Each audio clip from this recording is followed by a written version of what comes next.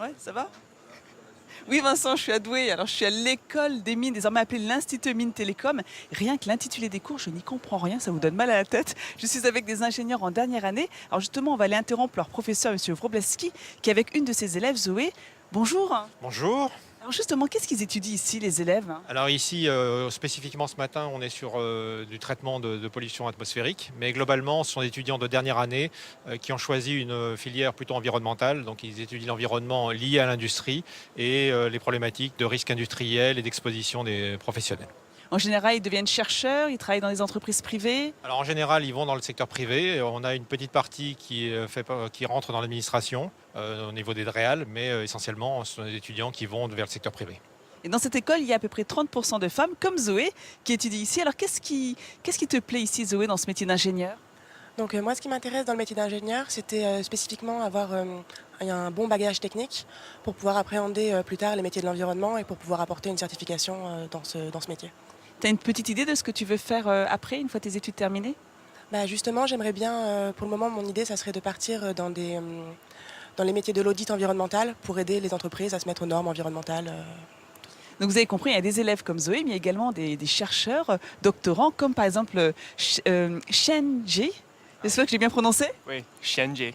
qui est chercheur et qui lui travaille sur de la poudre, l'impact de la poudre du désert sur l'atmosphère. Vous avez vu, c'est très complexe. Donc ici, on vise l'excellence et c'est aussi une école qui justement aide à soutenir tous ces jeunes entrepreneurs qui ont envie de lancer leur start-up. C'est ce que je vous présenterai tout à l'heure avec l'incubateur. À tout à l'heure. Merci beaucoup Nathalie, à tout à l'heure. Oui, Vincent, je suis toujours à l'école des mines de Douai, effectivement, à l'IMT, l'île Douai désormais, mais je suis tombée sur une harpe avec des cordes bleu, blanc, rouge, donc j'étais forcée de m'arrêter.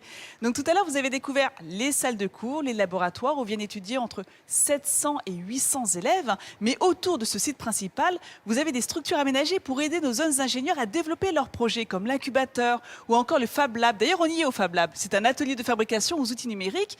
Robin, il est diplômé de l'école des mines de Douai, il a bénéficié de toutes ces structures. Expliquez-nous, Robin, ce qu'apporte l'incubateur.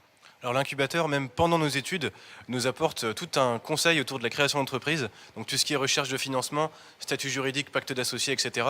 Chose qu'on n'aurait pas et on serait complètement perdu dans cette jungle si on n'avait pas cet incubateur à l'école. Et le Fab Lab, lui, il vous apporte les moyens matériels, c'est ça, de développer votre prototype.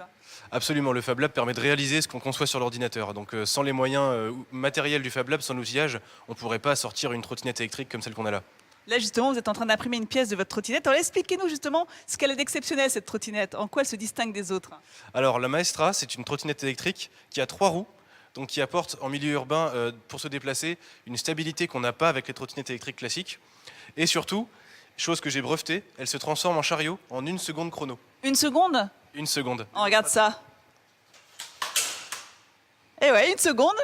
Et oui, vous avez raison, j'ai regardé ma montre. Alors du coup, il est où le petit sac, le chariot de course? Où est-ce qu'on le met? Le chariot de course qui vient se fixer à l'avant également en 1 seconde, qui permet d'emporter le chariot avec soi dans le magasin, de mettre ses courses dedans, et une fois qu'on sort du magasin, on fait le mouvement inverse, hop, et on rentre chez soi en trottinette électrique, avec ses courses dans le panier, aucun souci. Je suis sûre que Vincent a été séduit par ce projet. Alors quand est-ce que vous allez pouvoir commercialiser cette trottinette? Alors le produit est encore en développement et la commercialisation est prévue quand le produit sera fini, en septembre 2018. Et sur le site de Douai, on compte 20 porteurs de projets. Quand je vous dis que la France ne manque pas de talent,